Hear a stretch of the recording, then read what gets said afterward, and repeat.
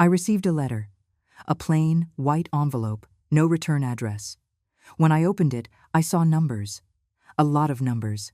$50,000 in debt in my name. $50,000 I never spent. $50,000 I didn't even know existed.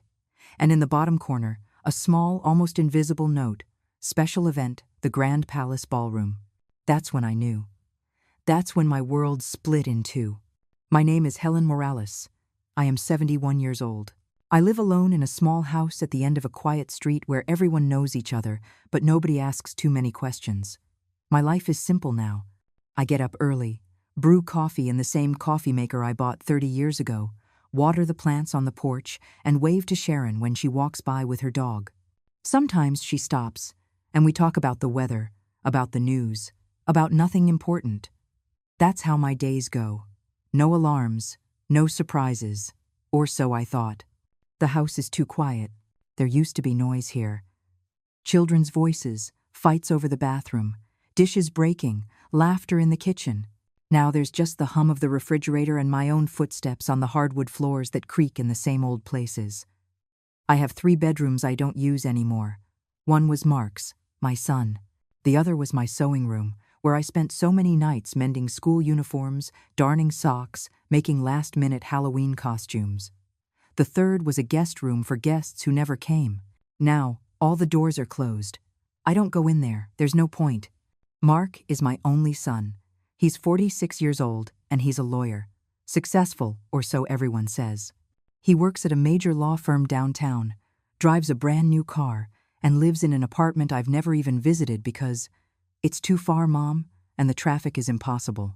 I see him maybe 3 times a year, on my birthday, if he's not busy, on Christmas, if he doesn't have plans, and sometimes, very rarely, he shows up unannounced, grabs something from the fridge, looks over papers at the dining room table, and leaves, saying he has an urgent meeting. He never asks how I am. He never stays long enough for a real conversation. That morning, when I opened the letter, I felt something cold settle in my stomach, something that wasn't exactly surprise, but recognition, like when you know something bad is about to happen, but you don't want to admit it yet. I called Mark immediately. The phone rang 6 times before he answered. I heard background noise, voices, soft music. Mom, I'm busy. Mark, I need to talk to you. I got a letter. What letter? A debt for $50,000. In my name. You know something about this. There was a pause. A long pause. Too long. Oh, that. Yeah, I'll explain later. I can't right now. Mark, this is serious. I didn't take out any loan. Mom, really, not now. We'll talk later. And he hung up, just like that. I stood there in the middle of the kitchen, phone in hand, staring at the letter on the table. The sun came through the window, illuminating the numbers. $50,000. A figure I had never seen all in one place in my life. A figure that represented years of my work, my struggle, everything I never had. 3 days passed before Mark called back. 3 days in which I didn't sleep well, in which I went through every paper I had saved, every old document in dusty boxes. I looked for something to explain this. Some signature I'd given without realizing. Some paper I'd signed to help him. But there was nothing. Absolutely nothing. When he finally called, his voice sounded different, more formal, like when he talks to his clients. Mom, about that debt. Look, it's complicated. Explain it to me. Mark, I have time. I needed a loan. For something important. And, well, I used your information because my credit was tied up at the moment. I felt the floor move beneath my feet. You used my information? Without asking me? It's just temporary, Mom. It's almost sorted out. $50,000 is temporary? What did you need that much money for? Another pause. I could hear him breathing on the other end. I got married. 2 words. Simple. Direct. Like someone announcing they'd changed jobs or bought a new car. You got married? Yeah. 2 months ago. 2 months. My son had gotten married 2 months ago, and I didn't know. I didn't get an invitation. I didn't get a call. I didn't get anything. And you didn't think to tell me? It was an intimate thing, Mom. Small. Just her close family. And what am I? Don't start with the drama. It was our decision. Victoria's and mine. Victoria. I didn't even know her last name. I didn't even know she existed. And the $50,000? The wedding cost more than we planned. Victoria's family put down most of it. $70,000. It was only fair I put in my share too. I thought you could. Collaborate on this. Collaborate. That was the word he used. As if I'd had a choice. As if it had been my decision. Mark, you used my information without my permission. That's fraud. Don't be dramatic, Mom. It's just a loan. I'm going to pay it back. When? When I can. I have other expenses right now. Victoria and I are looking for a house. I closed my eyes. I took a deep breath. I tried to find words that didn't sound like begging or screaming. I need you to come over. We need to talk in person. This week is impossible. I have hearings every day. Mark, I'll call you this weekend. I promise. And he hung up again. This time, I wasn't surprised.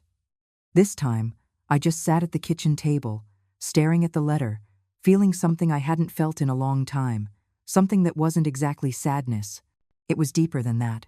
It was the weight of understanding something I had always known but never wanted to admit. To my son, I had never been his mother. I had only been a resource, a name that could be used, a document that could be signed, a convenient presence when something was needed. That night I didn't eat dinner. I sat on the porch watching the empty street. Sharon passed with her dog and asked if I was all right. I told her yes, I was just tired. She looked at me with those eyes that know when someone is lying, but she didn't press. She gave me a brief hug and continued on her way.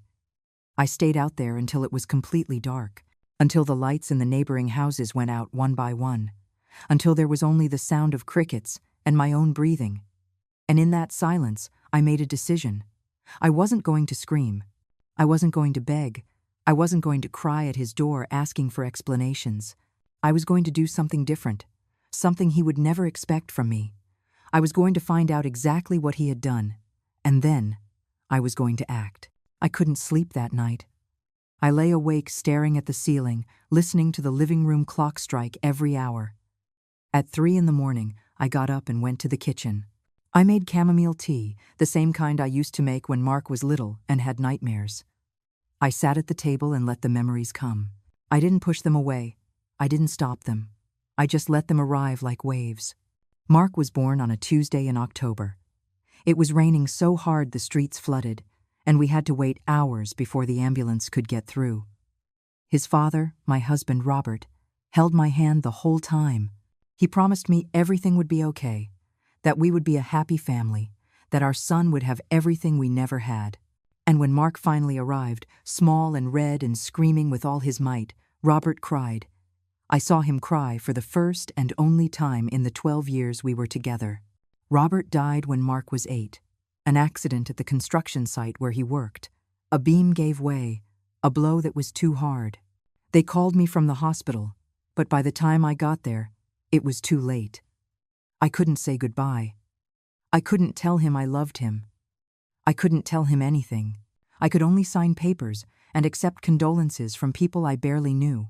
After that, everything changed. The house became quiet in a different way.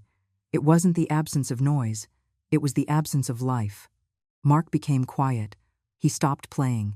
He stopped laughing. He would sit in his room doing homework with a discipline that scared me. He was 8 years old and already acting as if the world was a place to be survived, not enjoyed. I worked. God, how I worked. I cleaned houses during the day. 5 different houses, 5 days a week. Big houses with perfect lawns and families who never looked at the woman washing their floors. At night, I worked in a laundromat. I folded clothes that smelled like expensive fabric softener while my own clothes frayed because I didn't have time to mend them. I would get home after 10 o'clock at night. Mark was almost always asleep. He'd leave his dinner plate saved in the refrigerator with a note. Thanks, Mom. It was good. He never complained. He never asked for anything. On weekends, I tried to make up for lost time. I'd cook his favorite meals. I tried to get him to tell me about school, about his friends, about anything, but he'd answer in monosyllables. Fine. Normal. I don't know. And I didn't push because I was so tired I could barely keep my eyes open. When Mark got into college, I felt like I'd finally achieved something. My son was going to be a lawyer. He was going to have the life Robert and I never could. I sold the car we had bought years ago, which I barely used. I took out everything I had in savings. I took out a loan that took me 6 years to pay off. But I did it. I kept him in college. I paid for his books, his rent, his expenses. He studied all day and worked part-time at a law office. He called me once a month, always rushed, always in a hurry. "Mom, just calling to see how you are. I have an exam tomorrow, can't talk long." "That's okay, son. Good luck on your exam. Thanks. Love you." And he'd hang up. Those 2-minute conversations were all we had. But I clung to them. I told myself it was normal, that young people have their own lives, that someday, when he finished his studies, we would have more time. When he graduated, I went to his ceremony. I sat way in the back because I was late from work and all the good seats were already taken. I watched him walk across the stage to get his degree. I watched him smile for photos with his classmates. I watched him hug his professors. After the ceremony, I looked for him in the crowd. When I finally found him, he was with a group of friends. I approached timidly. "Mark, congratulations." "Son." He looked at me and smiled, but it was a tight smile. Uncomfortable. "Thanks, Mom. Glad you could make it." I noticed how his friends looked at me. I noticed my old dress, my worn-out shoes, my hands, rough from so much work. And I noticed how Mark stepped away slightly, as if putting distance between us. "Are you coming home?" "I made your favorite meal." "I can't, Mom. We have a dinner, everyone from the group. It's already planned." "Oh, of course. That's fine." He gave me a quick hug and left. I watched him walk away with his friends. I watched him laugh. I watched him be happy in a world where I clearly didn't fit in. That was the last time I saw him act like my son. After that, the visits became more and more spaced out. The calls shorter, the excuses more elaborate. "I'm so busy with the firm, I have to travel for work. Now's not a good time." It was never a good time. I stopped insisting. I stopped calling so much. I told myself I was giving him space, that it was what he needed. But the truth is, I was scared. Scared that if I pushed too hard, if I asked for too much, I would lose him completely. So I settled for the crumbs, for the 2-minute calls, the half-hour visits. The "I love yous" said so quickly they seemed like part of a script and not something felt. And now, sitting in my kitchen at 3 in the morning, I realized I had lost him anyway. Maybe I never had him after Robert died. Maybe I lost my son the same day I lost my husband. Maybe Mark grew up blaming me for having to live in that small house, for eating beans 5 days a week, for not having what his classmates had. I remembered something he'd said to me once, when he was 14. We were arguing because he wanted expensive sneakers that everyone at his school had. I explained that I couldn't buy them, that we barely had enough for the basics. "I hate this life," he told me. "I hate being poor. I hate that everyone looks at me like the kid without a dad who wears second-hand clothes. Mark, I'm doing the best I can. Well, it's not enough." Those words hurt me then, but I let them go.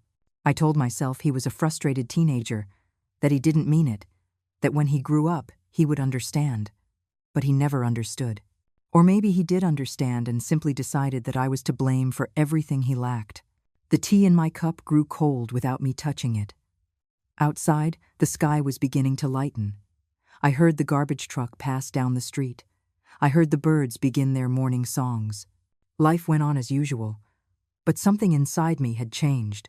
I no longer felt the urge to justify him. I no longer felt the need to find explanations for his coldness. I got up, washed the cup, and went to my bedroom. I opened the closet and pulled out an old box I kept in the very back. Inside were all the things of Mark's that I had saved over the years. His report cards, drawings he made in elementary school, birthday photos, letters he wrote to me when he went to summer camp.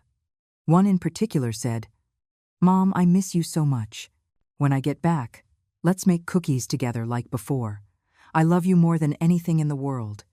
He was 9 when he wrote that. I looked at that letter for a long time. I tried to remember the last time we made cookies together, the last time he told me he loved me, and it sounded like he meant it. I couldn't remember. Those moments had been erased under layers of absence and distance. I put everything back in the box. I closed it. And in that moment, I knew I had to do something I had never done. I had to stop being the mother who waits, the mother who justifies, the mother who accepts any crumb of attention.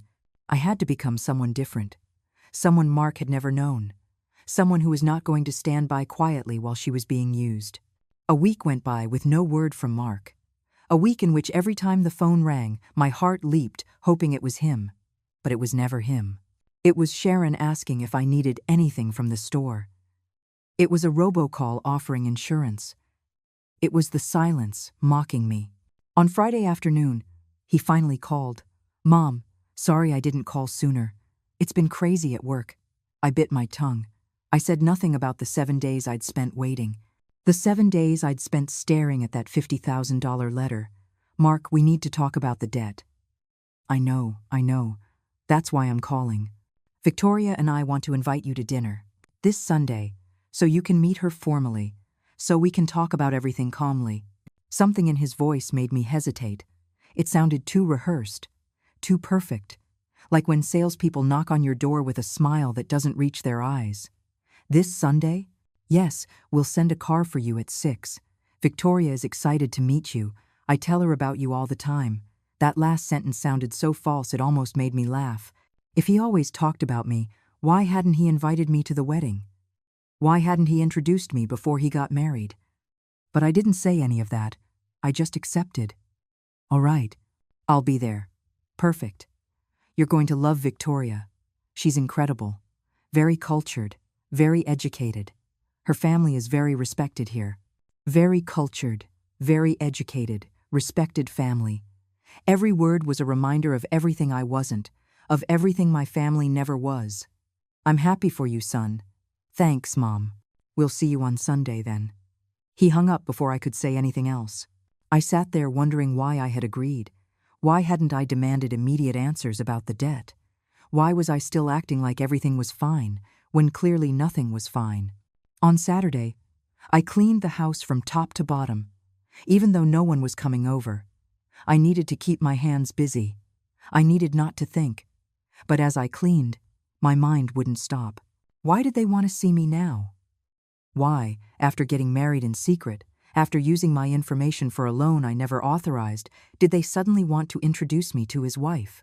Sharon came by in the afternoon with fresh donuts. "You look worried, Helen. Everything okay?" I sat with her on the porch. I told her about Mark, about the secret wedding, about the debt, about the Sunday dinner. She listened in silence, her dark eyes fixed on mine. "Be careful," she said finally. "When someone ignores you for months and suddenly wants to see you, it's because they need something else. He's my son, Sharon. I know. And that's why it hurts more. But that doesn't mean you shouldn't protect yourself." Her words stayed with me for the rest of the day. That night, I went through all my documents, the deed to my house, my bank accounts, my old will that I'd made years ago, leaving everything to Mark. I put everything in a folder. I didn't know why, but something told me I was going to need them. On Sunday, I got ready carefully. I put on my best dress, a gray one I'd bought for a funeral 3 years ago and had barely worn. I did my hair. I put on a little lipstick. I looked in the mirror and saw a 71-year-old woman trying to look presentable to meet a daughter-in-law who was already married to her son. The irony made me smile bitterly. At 6 o'clock sharp, a black car arrived. The driver honked twice. He didn't even get out to knock on the door. I grabbed my purse and went out. The man barely looked at me as I got in the car. "Good evening." "Evening," he replied without emotion and drove off. The drive took 40 minutes. We left my neighborhood with its modest houses and unpaved streets. We passed through downtown, and then we entered an area I had only seen in magazines. Enormous houses, perfect lawns, high gates. The car stopped in front of an apartment building that looked like a luxury hotel. "We're here," the driver said. I got out, feeling completely out of place. A doorman in a uniform opened the building's door for me. Inside was a lobby with marble floors and crystal chandeliers. A receptionist smiled at me. "Which apartment are you visiting, ma'am?" "Mark Morales's. 12th floor. The elevators are to your right." I got on the elevator. My old shoes looked terrible against that shiny floor. My hands were shaking a little. It wasn't nerves exactly. It was something deeper. It was the feeling of walking into enemy territory. The elevator stopped on the 12th floor. I walked down a carpeted hallway until I found the apartment number. I rang the bell. I heard footsteps. The door opened, and there was Mark, dressed in expensive casual clothes, smiling that smile that didn't reach his eyes. "Mom, glad you made it. Come in. Come in." I entered an apartment that looked like it was out of a design magazine. Everything was white and gray, modern, cold. There were no family photos. There was nothing personal. Just expensive furniture and abstract art on the walls. "It's beautiful," I lied. "Right? Victoria has great taste." She decorated everything, as if that explained the total absence of warmth. "Victoria is just finishing getting ready. She'll be out in a moment. Can I get you something to drink? Water is fine." He poured me water in a crystal glass and motioned for me to sit on a sofa that was harder than it looked.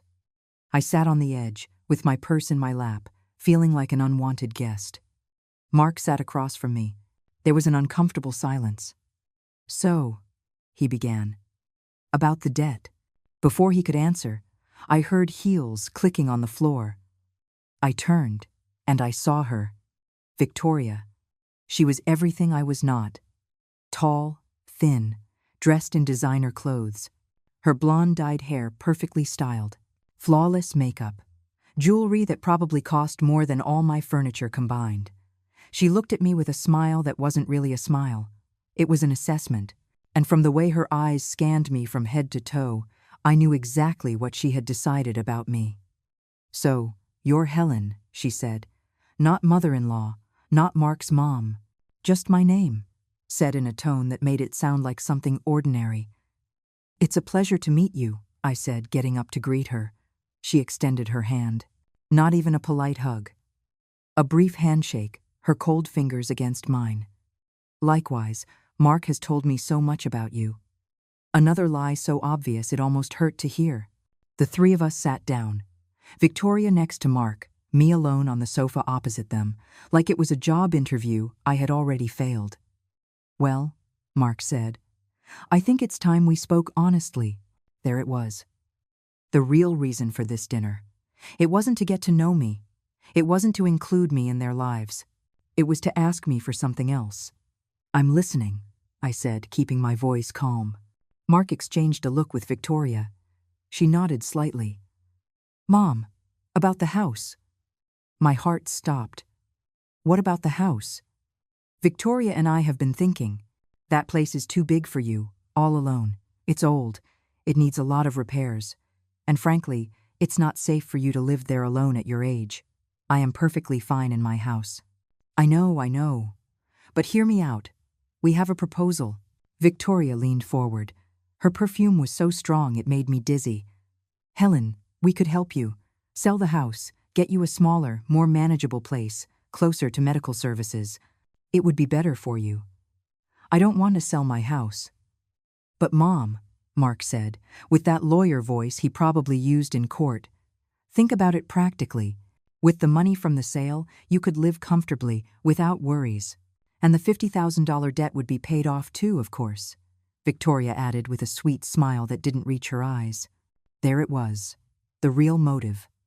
They wanted me to sell my house to pay the debt they had created in my name. I just stared at them. At my son and his wife, sitting across from me like real estate agents presenting a deal, as if they weren't talking about the house where I raised Mark. The house where Robert and I dreamed of growing old together. The house I had maintained with so much effort for 43 years. "I am not selling my house," I repeated, this time more firmly. Victoria sighed with impatience. Mark leaned forward. "Mom, be reasonable. The house is falling apart. The roof leaks. The pipes are old. How much longer do you think you can maintain it? As long as necessary. It's my house." "Technically," Victoria chimed in, her voice cold, The debt is in your name. $50,000. If it's not paid, they could put a lien on the house, and then you'd lose it anyway. I felt something icy run down my spine. They were threatening me, subtly, with polite words and fake smiles. But it was a threat. You took out that debt without my permission. I never signed anything. Mark let out an uncomfortable laugh. Mom, don't be dramatic. We needed help with the wedding. Victoria's family put in $70,000. Was it too much to ask for you to contribute $50,000? I'm your only son. I would have liked for you to ask me. Not use my identity without my consent. We didn't have time for paperwork. The wedding date was already set. A wedding I wasn't invited to. The silence that followed was heavy, uncomfortable. Mark shifted in his seat. Victoria picked up her wine glass with studied calm. About that, Victoria said finally, it was a difficult decision, but we wanted something intimate. Just people from our social circle. People who could, fit in. Every word was a slap. People who could fit in, as if I were something embarrassing, something to be hidden. I understand, I said, even though I didn't understand it all. Or maybe I understood too much. The important thing now is to find a solution, Mark continued. Selling the house is the most logical step. We get you a small apartment in a quiet area. You pay off the debt, and whatever is left over, you keep for yourself, for your expenses, for whatever you need. And you two don't get anything out of this? I asked, looking him straight in the eye. Mark looked away. Well, obviously it would take a weight off our shoulders. The debt is affecting my credit, too. And Victoria and I are looking for a bigger house. We want to start a family soon. They wanted me to sell my house to clean up the mess they had created, and also finance their next purchase. The clarity with which I saw everything in that moment was like a physical blow. I need to think about it, I said, getting up. Think about it? Victoria put her glass down with a sharp click. Helen, there's not much to think about. It's simple math. You owe money, you have a house, you sell the house, you pay the debt. Victoria is right, Mom. I don't understand what there is to think about. I looked at them both. At my son, who had stopped being my son so long ago I couldn't even remember when. And at this woman, who had taken him and molded him into something even colder than he already was. The house is in my name, I said slowly. I decide what to do with it. Not you. Mark's expression changed. I saw something in his eyes I had never seen before. Something dark. Mom, don't make this harder than it has to be. Make it harder for you? You took out a $50,000 loan in my name, without asking me, without inviting me to the wedding. And now you want me to sell my house to fix your problem. Our problem is your problem, Victoria said. Your name is on the documents. If this goes to court, you are the one who is legally responsible. Are you threatening me? I'm being realistic. Something you clearly are incapable of being. Mark put a hand on Victoria's arm, as if asking her to calm down. But he didn't defend me. He didn't tell her she was being disrespectful to his mother. He said nothing. I think it's best if I go, I said, grabbing my purse. Mom, wait. Don't leave like this. We just started talking. There's nothing more to talk about tonight. I need time. How much time? Victoria asked. Because the payments start next month, and I don't think you can cover them with your pension. She was right, and she knew it. My pension barely covered my living expenses. I could never pay off $50,000. I told you, I need to think. I walked to the door. Mark followed me. I'll drive you home. That's not necessary. I'll call a cab. Mom, don't be stubborn.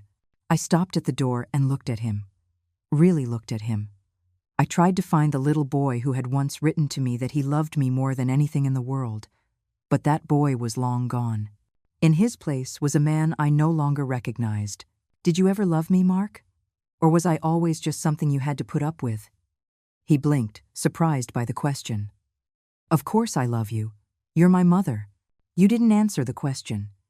There was a moment of silence. A moment where he could have said something real, something honest. But he didn't. You're being emotional. We'll talk when you've calmed down. That was his answer.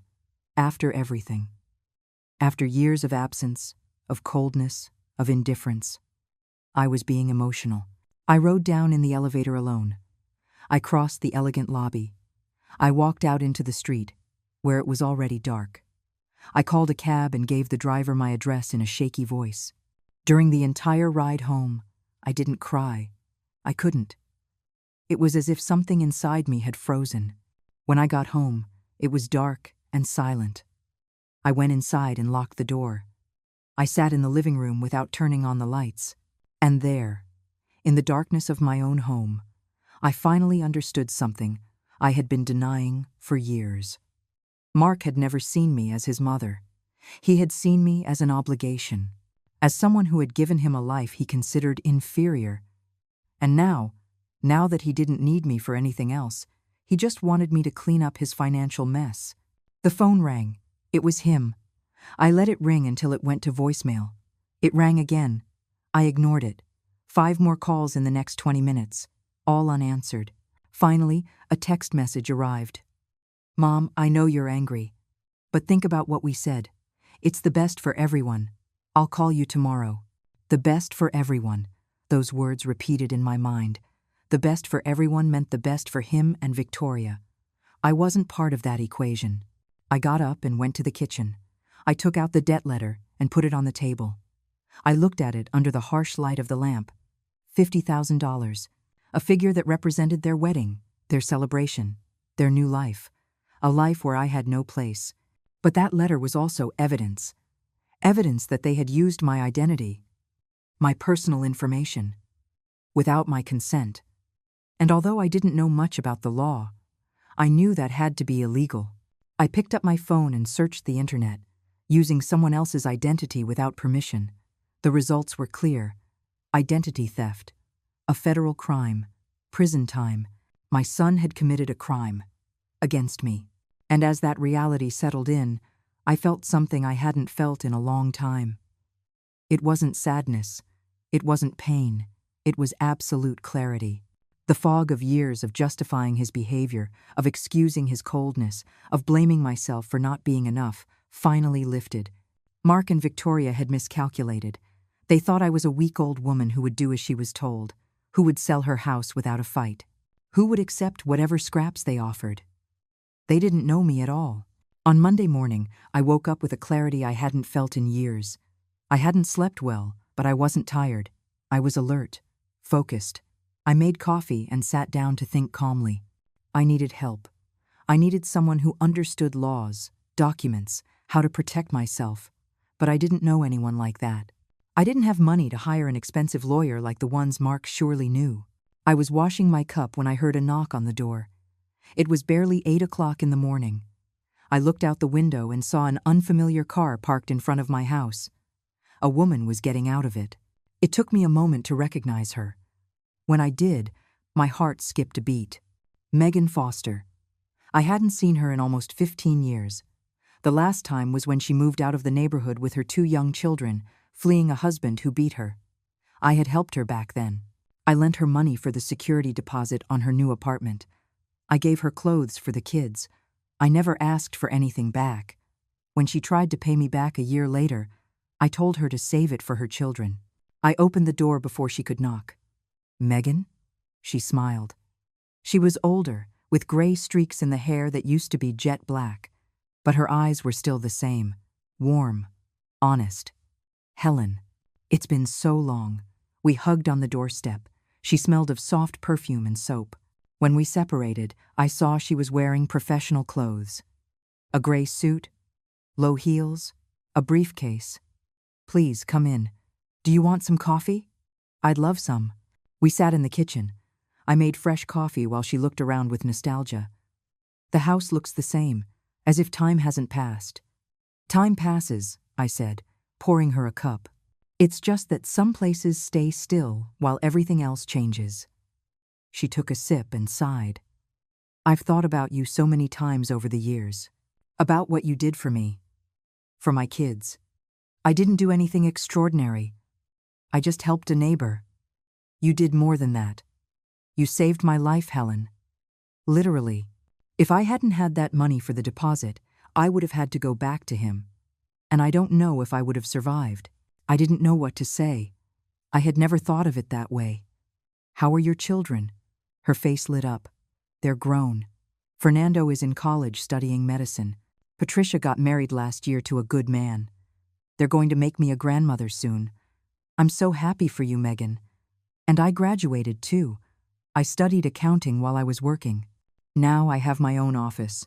I help people with their taxes, with their finances. I'm doing well.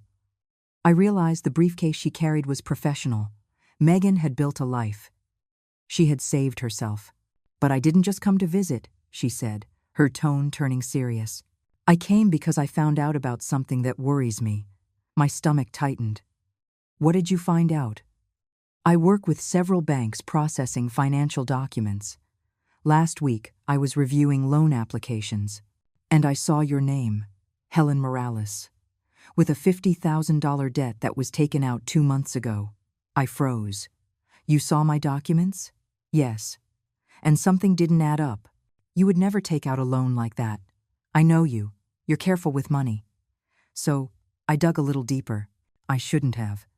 Technically, it's against the rules. But I felt something was wrong. What did you find? Megan opened her briefcase and took out a folder.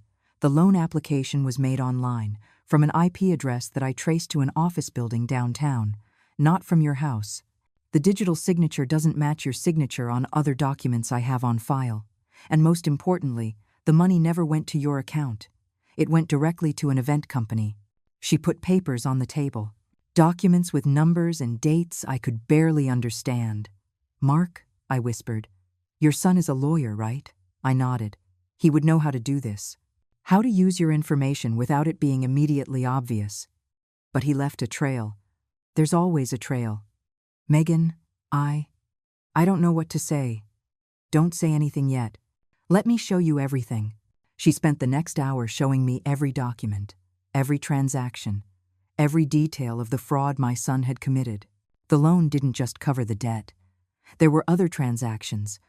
$20,000 transferred to an account that Megan identified as likely belonging to Mark. $5,000 for furniture purchases. Other minor expenses. In total, Megan said, he used your identity to get almost $80,000. The $50,000 from the main loan and $30,000 more in credit cards he opened in your name. $80,000. The figure was so absurd it almost didn't seem real. But wait, there's more. Megan pulled out another document. I found this, too, a home equity loan application. It hasn't been approved yet, but it's in process. A home equity loan? Yes, using your house as collateral. For $200,000. The world stopped. The room spun. I had to grab the table to keep from falling. My house. They were going to mortgage my house? Helen. This is probably why they wanted you to put it up for sale. They needed your cooperation to complete the process. Or maybe they just wanted you to sign papers without reading what you were signing. It all made sense now. The dinner. The insistence that I sell. Victoria's veiled threats. It was all part of a bigger plan. They didn't just want me to pay for the wedding debt. They wanted my house. What can I do? My voice sounded small, scared. Megan took my hand. You can report this. This is identity theft. It's a serious crime. With the evidence I have, you could not only cancel all the debts but also press criminal charges. He's my son. I know. And I know it's hard. But, Helen, if you don't do something, you're going to be left with nothing. He's not going to stop. He's already shown he's capable of doing this without remorse. I thought about the dinner on Sunday, about how they had looked at me, about how they had talked about selling my house as if it were a done deal. At no point did I see guilt in Mark's eyes. No regret. I need to think, I said. I understand. But don't take too long. That home equity loan could be approved at any moment. And once it is, it will be much harder to reverse the damage. Megan left all the documents on the table. She gave me her business card. My number is there. Call me when you decide what you want to do. I know a good lawyer who works with fraud cases. He could help you. And he wouldn't charge you much. I'd talk to him myself. Megan, why are you doing this for me? She looked at me with shining eyes. Because when I had no one, you were there. You didn't judge me. You didn't tell me it was my fault for choosing the wrong husband. You just helped me. You gave me what I needed to escape. Now you're the one who needs to escape, Helen. And I'm going to help you." She left half an hour later. I was left alone in the kitchen, staring at the pile of documents. Clear, hard evidence that my son was a criminal, that he had stolen from me, that he had planned to leave me with nothing. The phone rang. It was Mark. This time I answered. "Mom, how are you?" "I've been worried." His voice sounded normal, casual, as if nothing had happened on Sunday. "I'm fine." "Great. Look, about what we talked about. Have you thought about selling the house?" "Yes, I've thought a lot. And I need you to come over. Today. There are things we need to discuss." There was a pause. "I'm busy today, Mom. I have hearings. Cancel them." "I can't do that." "Then come after. I don't care how late. But I need to see you today." Something in my tone must have alerted him because his voice changed. "Did something happen?" "Yes. Something happened. Are you coming or not?" Another, longer pause. "Fine. I'll come after work, around 8. I'll be waiting." I hung up before he could say anything else. I looked at the documents on the table. I looked at Megan's card. And I made a decision. I was not going to be the victim. I was not going to let them take away everything I had worked for my entire life. I was not going to stay silent while my son destroyed me. I was going to fight. And this time, I was going to win. I spent the whole day preparing. It wasn't physical preparation. It was mental, emotional, strategic. I organized every document Megan had left me in chronological order. I made copies of everything at the neighborhood library. I put the originals in a safe deposit box I opened that afternoon at the bank. I called Megan and accepted her help. She connected me with a lawyer, a man named Patrick Holt, who had handled fraud cases before. Patrick came to my house at 4 o'clock in the afternoon. He was a man in his 50s, with gray hair and a calm way of speaking that made me feel safe. He reviewed all the documents for an hour without saying a word. Finally, he looked up. "This is solid, very solid. You have enough evidence to cancel all the debts and press criminal charges." "What would happen if I press charges?" "Your son would face 3 to 5 years in prison for identity theft. More time if it's proven he intended to steal your property. He would lose his license to practice law. He would have a criminal record." Every word was a weight on my chest. "And if I just cancel the debts? Without pressing charges?" "You can do that. But, Helen, I have to be honest with you. If there are no real consequences, nothing will stop him from trying again, or doing something worse. He's my son. I know. And I'm not going to tell you what to do. I'm just going to give you the options. But think about this. He didn't think about you when he did all this. He didn't think about leaving you on the street. He didn't think about destroying the only asset you have. Why should you protect him now?" I didn't answer because I had no answer. Patrick left me more documents, forms I could fill out if I decided to proceed. He told me to call him when I was ready, not to rush, that it was a decision I had to make. But I already knew what I was going to do. I knew it from the moment Megan put those papers on my table. What I didn't know was if I would have the courage to do it when Mark was standing in front of me. At 8 o'clock sharp, I heard his car park outside. I took a deep breath. I sat at the kitchen table with all the documents in front of me. I heard his footsteps on the porch, his key in the lock. He still had a key to my house. I had never asked for it back. He walked in with that same expression as always, half annoyed at having to be there, half condescending, as if he were doing me a huge favor just by showing up. "Mom, I hope this is important because I had to cancel a meeting." "Sit down, Mark." Something in my tone made him stop. He looked at me more closely. He saw the documents on the table. His eyes narrowed. "What is all this?" "Sit down and I'll explain." He sat down slowly, never taking his eyes off the papers. I picked up the first one, the $50,000 loan application. "This is the loan application you made in my name, taken out 2 months ago. The money went directly to the Grand Palace Ballroom to pay for your wedding. We already talked about this. We haven't talked about anything. You informed me you did it. I didn't give you permission. I picked up the next document. These are 3 credit cards you opened using my information. $30,000 in debt that I knew nothing about. I saw his face start to pale. How did you get that? It doesn't matter how. The important thing is that I have it. And there's more. I put down the last document. The home equity loan application.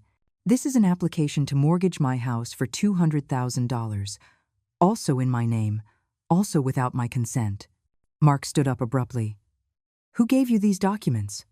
That's confidential information. You can't have it, but I do have it. And not only that, I have certified copies. I have the testimony of the person who processed these documents. I have everything I need to prove you committed fraud. Mom, you're blowing this out of proportion. Out of proportion? Mark, you stole $80,000 from me. You tried to mortgage my house without me knowing. What part of that is out of proportion? I didn't steal from you. It's a loan. I was going to pay it back. When? With what money? According to these documents, you're in debt up to your ears. You and Victoria spend everything you earn. That's why you needed my house. To get out of your own debts.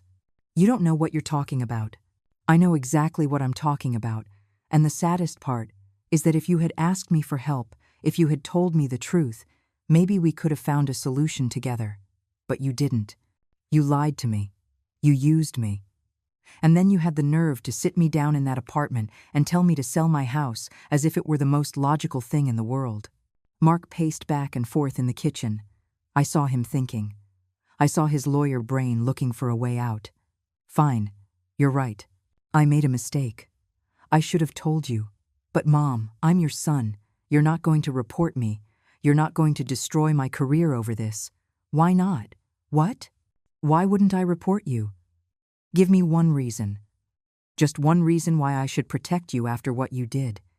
Because I'm your son. That's not a reason. That's an excuse. What do you want from me? For me to apologize? Fine. I'm sorry. There. Happy? No. I'm not happy. And your apology means nothing, because we both know it's not sincere.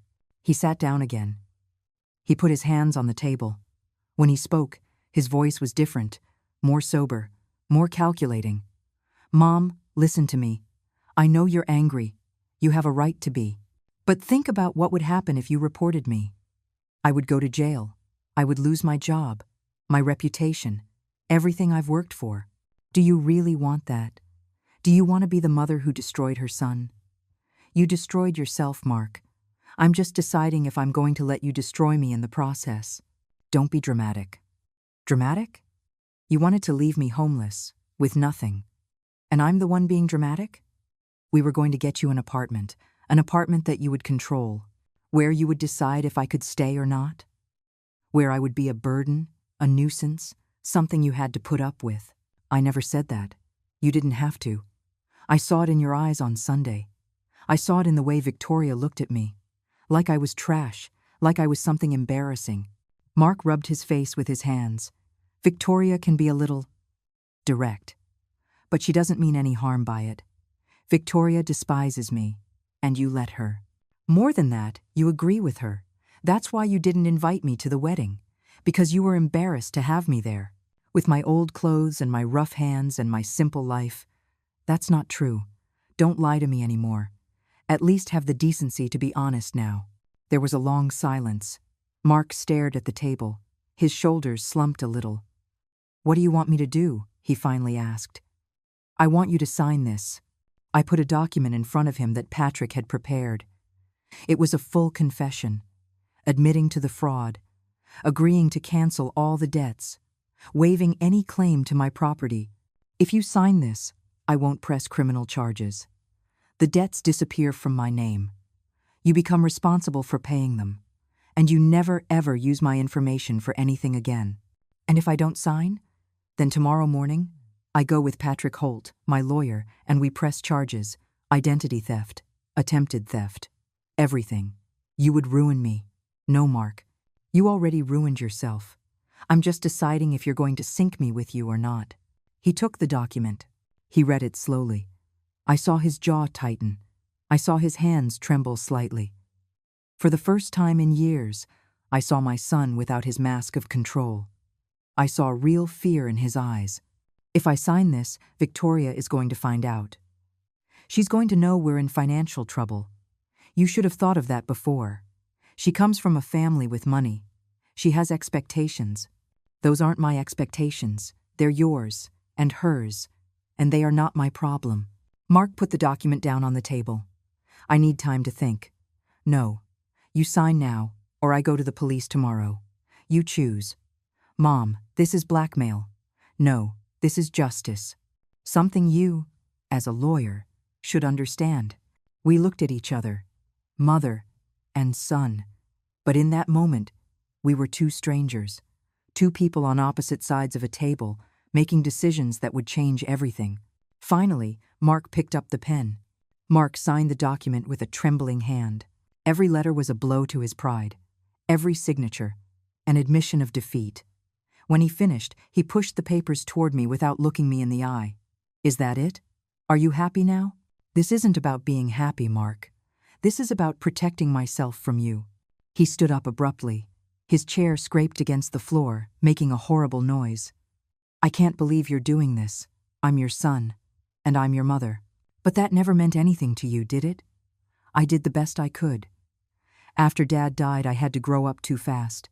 I had to be the man of the house at 8 years old. Do you have any idea what that's like? You were 8 years old, Mark. You were a child. I never asked you to be the man of anything, but everyone expected it. The neighbors, the family, everyone looked at me with pity, the poor fatherless boy. And then they'd look at me and at you and compare. My classmates had nice houses, new clothes. I had second-hand shoes and a lunchbox with leftovers. I was doing the best I could with what I had. Well, it wasn't enough, he shouted. He finally shouted, years of resentment coming out in those 3 words. It was never enough. We were always the poor ones in the neighborhood, the ones just scraping by. And that's why you decided to steal from me? That's why you decided to destroy the only thing I have? I was going to pay it back. I was going to fix everything. With what money, Mark? You're drowning in debt. You and that woman you chose spend money you don't have, trying to keep up appearances of a life you can't afford. Don't talk about Victoria. Why not? She talked about me. She told me to my face that I didn't fit in, that I was an embarrassment to you. She didn't say that. She didn't have to use those exact words. She said it with every look, with every gesture, and you were right there, sitting, not defending me, not saying a word. Mark walked to the door. He stopped with his hand on the knob. You know what? You're right. I didn't defend you, because a part of me agrees with her. My whole life, I've had to carry the shame of coming from here, of being the cleaning lady's son. Do you know how my colleagues introduce me? As the lawyer who came from nothing, the self-made man. As if you didn't exist, and I let them. Because it's easier. Because it hurts less than admitting where I come from. Every word was a knife. But at least now he was being honest. At least now he was telling the truth. Then go, Mark. Go to your perfect life with your perfect wife and your perfect apartment. But don't come back here. Don't call again. Don't show up like nothing happened. Because I'm not opening the door for you anymore. Is that what you want? To push me away? To punish me? No. What I want is for you to leave me in peace. To stop using my name for your scams. To stop treating me like I'm disposable. You're impossible. You always were. Always the victim. Always the martyr. Get out of my house, Mark. Gladly. He yanked the door open. He paused on the threshold. I hope this was worth it for you, because you just lost your only son. I lost my son years ago. I just didn't want to admit it. He left without closing the door. I heard his car start. I heard it speed away down the street. And when the sound disappeared, I locked the door, leaned against it, and finally let out the tears I had been holding back. I cried for the little boy he once was, for the son I lost when Robert died, for all the years I spent justifying his coldness, excusing his distance. I cried for the mother I was, who was never enough, and I cried for the mother I was now, who had to choose between protecting herself or protecting a son who never loved her. The phone rang 3 hours later. It was a number I didn't recognize. I answered, my voice tired. Mrs. Morales? Yes. This is Victoria. I think you and I need to talk. Her voice was cold, controlled, dangerous. We have nothing to talk about. Oh, I think we do. Mark just got home. He told me all about your little meeting, about the papers he signed. Those papers are legal and binding. I don't care about that. What I care about is that you are destroying my husband, and I am not going to allow it. Your husband destroyed himself when he committed fraud. That's your word against his. A successful lawyer versus a confused old woman. Who do you think they'll believe? I have proof, documents, testimonies, documents that can be questioned, testimonies that can be discredited. My family has money, Mrs. Morales. We have lawyers, real lawyers. Not like that Patrick Holt, who barely has any cases. I was surprised she already knew my lawyer's name. She had worked fast. Are you threatening me? I'm being realistic. You can try to sink Mark, but I am going to fight, and I am going to win, because I have resources you can't even imagine. And Mark agrees with this? With you threatening me? Mark is devastated. He's in shock. That's why I'm talking. Someone has to protect him from his own mother. I am not your enemy, Victoria. You two attacked me first. You are a burden. You always have been. Mark has carried the shame of his background his whole life. The least you could do was help him when he needed it. Helping him doesn't mean leaving me homeless, without dignity, with nothing. We were going to take care of you, give you a place, but you had to be difficult. Call it whatever you want to call defending myself. But those papers are signed. And if you try anything, if Mark tries anything, I'm going straight to the police with everything. There was a silence. I could hear her breathing. I could feel her rage through the phone. You are going to regret this. I already have regrets. I regret not seeing this sooner, not protecting what was mine. But I am not going to regret this. We'll see. And she hung up. I sat there with the phone in my hand. I knew this wasn't over, that Victoria was not the type of person to accept defeat. But I also knew that I had the law on my side. I had the documents. I had the truth. The next few days were strange, silent. No one called. Nothing happened. It was like being in the eye of a hurricane. I knew something was coming. I just didn't know what. On Friday, I received a certified letter. It was from a law firm I didn't know. I opened it with trembling hands. It was a lawsuit. Victoria and Mark were suing me for defamation, harassment, and extortion. They alleged that I had forced him to sign documents under duress, that I had invented false charges, that I was mentally unstable. They were requesting a restraining order against me. They were requesting I undergo a psychiatric evaluation. And they were asking for damages of $500,000. $500,000. A figure so absurd it almost made me laugh. But I wasn't laughing, because I understood what they were doing. They were attacking my credibility. They were trying to paint me as a crazy old woman harassing her successful son. I called Patrick immediately. He came to my house that same afternoon. He read the lawsuit with a serious expression. "It's pure intimidation," he said finally. "None of this has any legal basis. But they're going to make it expensive and exhausting for you. What can I do? Fight, file a countersuit, show all the documents we have. But, Helen, you have to understand. They have money. They can drag this out for years. I don't have years. And I don't have money. I know. That's why I'm going to make you a proposal. I'll represent you pro bono. And we'll see this through to the end. Because this case isn't just about you.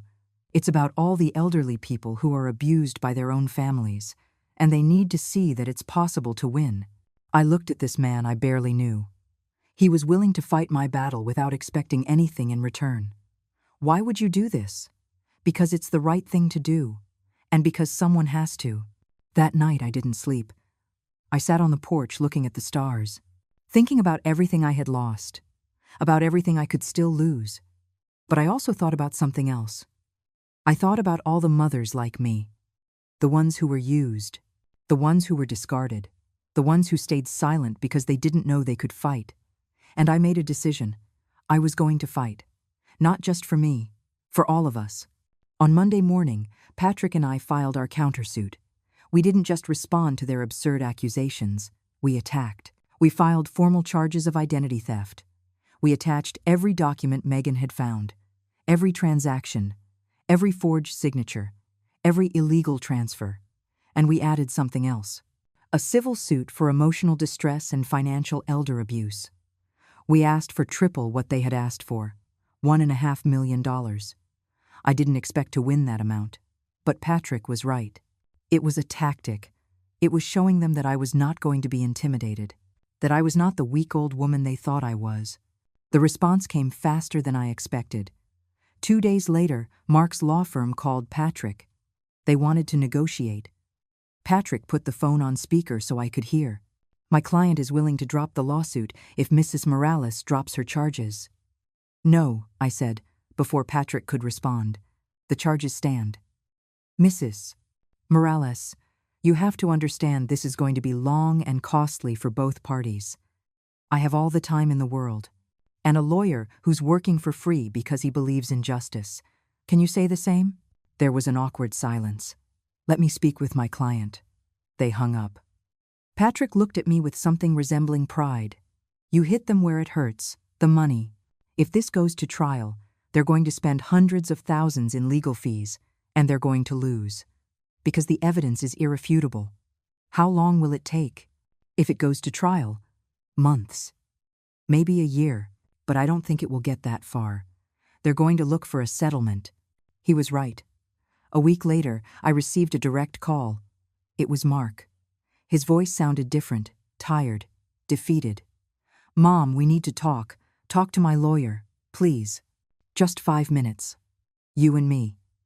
Something in his tone made me hesitate.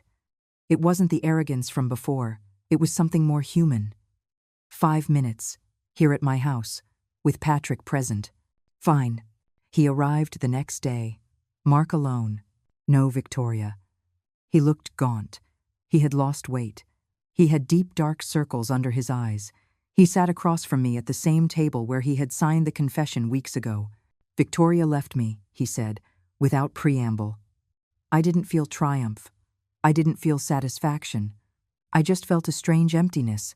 I'm sorry. Don't be. You were right about her. About everything. When she found out we were really in trouble. When her family found out about the debts, the fraud. She was gone. Didn't even take her things. She just left. Why are you here, Mark? Because I've lost everything. My marriage, my reputation, my colleagues found out. They're not giving me cases anymore. The firm asked me to take a leave of absence, an indefinite leave. And the debts are still there. $80,000 I can't pay. Those are your consequences. Not mine. I know. I didn't come here to ask for forgiveness. I know I don't deserve it. I came to tell you. I'm going to drop everything. The lawsuit. Everything. And I'm going to officially state that I committed the fraud, that you had nothing to do with it. Patrick leaned forward. Why the change of heart? Because my lawyer told me the truth. He told me if this goes to trial, I'm going to lose. I'm going to lose everything. And I'll probably go to prison. But if I cooperate, if I plead guilty, maybe I can negotiate a reduced sentence. Community service instead of prison. Probation. And you want me to agree to that? I said. I'm asking for mercy. I know I don't deserve it. But Mom, if I go to prison, my life is over. Not just my career. Everything. I'll never be able to recover. I looked at this man in front of me. My son. The child I had once held in my arms. The one who had cried when his father died. The one who had drifted so far away he was now a stranger. And I realized something. I no longer felt the urge to protect him. I no longer felt that maternal need to save him from himself. Patrick, I said, without taking my eyes off Mark, what do you recommend? If Mark formally pleads guilty, all debts are canceled from your name. He assumes all legal responsibility. We can reach an agreement where he does community service, pays a fine, and is on probation for 5 years. He wouldn't go to prison, but he would have a record, And his law license? He'd lose it, at least for a few years. He'd have to reapply after completing his sentence, and they probably wouldn't give it back. Mark closed his eyes. That was the real cost. His entire identity was tied to being a lawyer. Without it, he didn't know who he was. I accept, I said. Mark's eyes snapped open. Surprised. You do? Under one condition. What? That you get help. A therapist. Someone to help you understand why you did this. Why you became this. Mom, no, listen to me. You can blame me for your childhood, for being poor, for your shame. But there came a point in your life where you stopped being a victim of circumstance and started choosing who you wanted to be, and you chose wrong. You chose money over honesty, status over family, appearances over truth. And those were your choices, not mine. You're right. I don't want you to say I'm right. I want you to actually understand it, to do the work of understanding it. Because if you don't, you're going to repeat these patterns. You're going to hurt more people, and eventually, you're going to destroy yourself completely. Mark nodded slowly. For the first time in years, I saw something real in his eyes. Not arrogance, not resentment, just exhaustion. And maybe, just maybe, the beginning of something like awareness.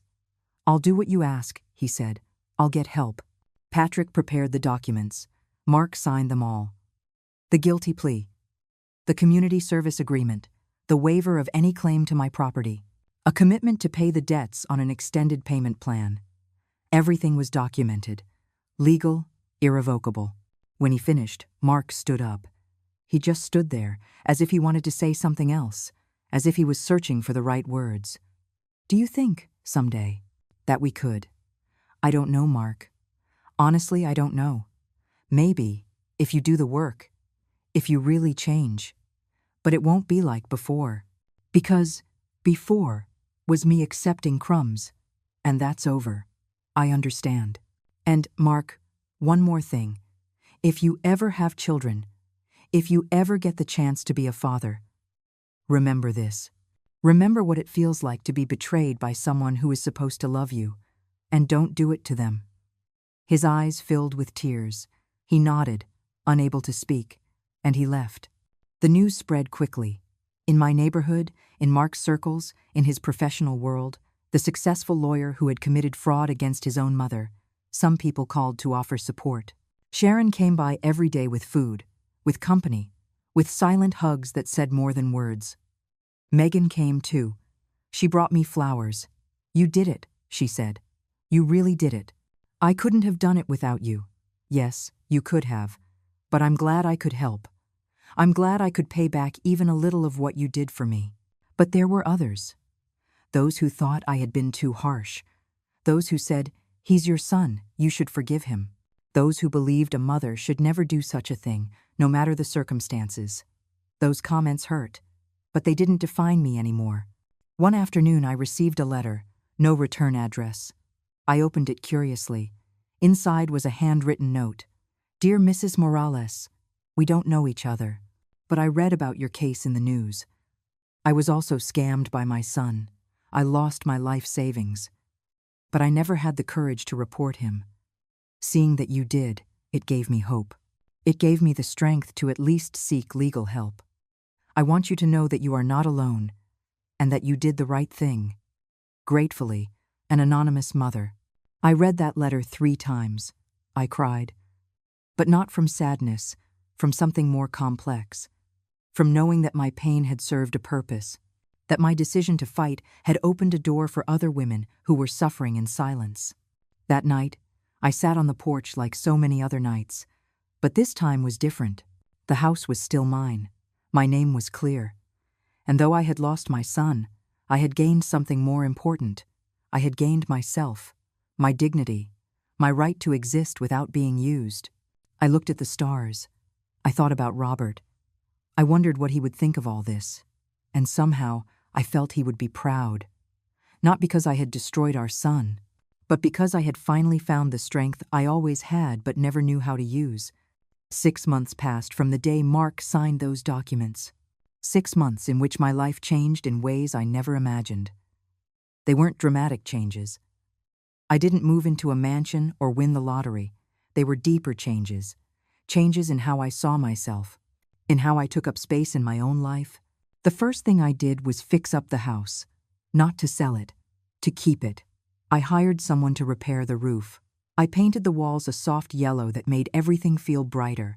I opened the rooms I had kept closed for years. They were no longer shrines to the past. They were spaces I could use, that I could live in. I turned the sewing room into a small study. I bought a used computer and learned how to use it. Megan taught me. I set up an email address. I learned how to search for information, to connect with the world in ways that had seemed impossible before. I felt young, doing something as simple as writing a message and sending it across the country in seconds. The room that had been Mark's, I emptied it completely. I donated his old clothes, his school trophies, his framed diplomas he had left behind. Everything I had kept as relics of a son who no longer existed. I didn't do it with anger. I did it with calm, with the clarity of someone who finally understands that letting go is not the same as losing. Sometimes, letting go is the only way to save yourself. Sharon and I became closer. We started walking together in the mornings, 30 minutes every day, talking about everything and nothing, about our lives, our regrets, our small triumphs. She told me she also had a daughter who barely called, that she had also felt that loneliness of being a mother to someone who sees you as an obligation and not as love. But you did something about it, she told me one morning, as we rested on a park bench. I'm still waiting for her to change, for her to wake up one day and realize she needs me. Maybe you need to stop waiting, I told her. Maybe you need to live your life without putting your happiness in her hands. She looked at me with tears in her eyes. How do you do it? How do you let go of a child? You don't let them go. You let go of the version you created of them, the one that was never real. And you learn to live with who they really are, from a distance, if you have to. One day, I got a call from a journalist. She wanted to interview me for an article on financial elder abuse. At first, I hesitated. I didn't want to be famous. I didn't want attention. But Patrick convinced me. Your story can help other people. It can change laws. It can make a real difference. I agreed. The interview was published in the local paper. Then it was picked up by larger outlets. I started receiving letters, emails. Once Megan helped me set up an account, dozens. Then hundreds. All from older women who had been used by their families, who had lost their savings, their homes, their dignity. Some just wanted to say thank you. Others asked for advice. A few asked for legal help. I answered everyone. With Megan and Sharon sitting by my side, we answered them all. I gave them Patrick's contact information. I told them they were not alone, that they deserved to defend themselves, that it was never too late to say no. One woman wrote to me, I'm 78 years old. My son took my house. I thought it was my fault for not being a better mother. Your story made me see that it's not my fault, that he chose to do what he did. Thank you for giving me permission to be angry. That letter made me cry, because I understood exactly what she felt. That guilt we carry as mothers. That feeling that if our children turn out wrong, it's because we failed. And it's not true. We did the best we could with what we had. And there came a point in their lives where they started making their own choices. And those choices are not ours. I didn't hear much from Mark. Patrick kept me informed of the basics. He was fulfilling his community service, working at a legal aid center for low-income people. Ironic, I thought. Helping the people he would have ignored before. Maybe it would teach him something. Maybe not. It wasn't my responsibility anymore. One day, 4 months after the agreement, I received a letter from him. Just one letter. Handwritten. Mom, I know I have no right to write to you. I know we signed an agreement and that it's best to keep our distance. But I need you to know something. You were right. I'm getting help. I go to therapy twice a week, and I'm starting to understand things. Things about me, about the anger I've carried my whole life, about how I aimed it at you when you weren't to blame for anything. I don't expect you to forgive me. I don't expect you to want to see me. I just needed you to know that I'm finally doing the work. the real work of looking at myself without excuses. I love you. I know I didn't show it, but I always loved you. I just didn't know how. Mark. I kept that letter. I didn't reply. I wasn't ready yet. Maybe I never would be. But something in those words gave me a small measure of peace. Not the peace of reconciliation, the peace of knowing that at least he was trying to change, that my decision not to protect him had forced him to look in the mirror. And that was all I could ask for. I turned 72 in October. Sharon organized a small party. Just the two of us, Megan, Patrick, and his wife, and a few neighbors from the street. We ate cake, we laughed. We made a toast. And when I blew out the candles, I didn't wish for Mark to come back. I didn't wish for a perfect family. I wished for more days just like this, surrounded by people who chose me. Not out of obligation, not out of blood, but because they genuinely wanted to be there. One Saturday in November, I did something I hadn't done in 40 years. I drove. I had sold the car after Robert died because I couldn't afford to keep it. But now, with my name clear and my finances in order, I bought a used car. Small, modest, perfect. Megan came with me to the dealership. She helped me with the paperwork. And when they handed me the keys, I cried. "Why are you crying?" Megan asked. "Because this is mine. Really mine. No one gave it to me. No one can take it away. I bought it. With my money. In my name." I drove to the ocean that day. A 3-hour drive. I stopped at a scenic overlook where the sea stretched out, infinite, in front of me. I got out of the car. I felt the wind on my face, the smell of salt, the sound of the waves crashing against the rocks. And there, standing in front of that immense ocean, I realized something. I had spent 71 years living for others, for Robert, for Mark, for the expectations of what a good mother should be. And in these last few months, for the first time, I had been living for myself. It wasn't selfishness, it was survival, it was justice. It was the simple, revolutionary idea that I mattered too, that my life had value beyond what I could give to others. I took out my phone. I took a picture of the ocean. I sent it to Sharon with a message. "It's never too late to learn how to fly," she replied immediately. "Proud of you, my friend." I drove home that night feeling different, lighter, as if I had left something heavy on that beach, something I didn't need to carry anymore. In the months that followed, I kept living. I kept walking with Sharon. I kept answering letters from women who needed to know they weren't alone. I kept fixing my house. I kept learning new things. I kept existing in my own life, not as a supporting character, but as the main one. And if you're wondering if I ever forgave Mark, the answer is complicated. I didn't forgive him in the way people expect. There was no movie moment where we hugged and everything was fixed. But I let go of the poison of the anger.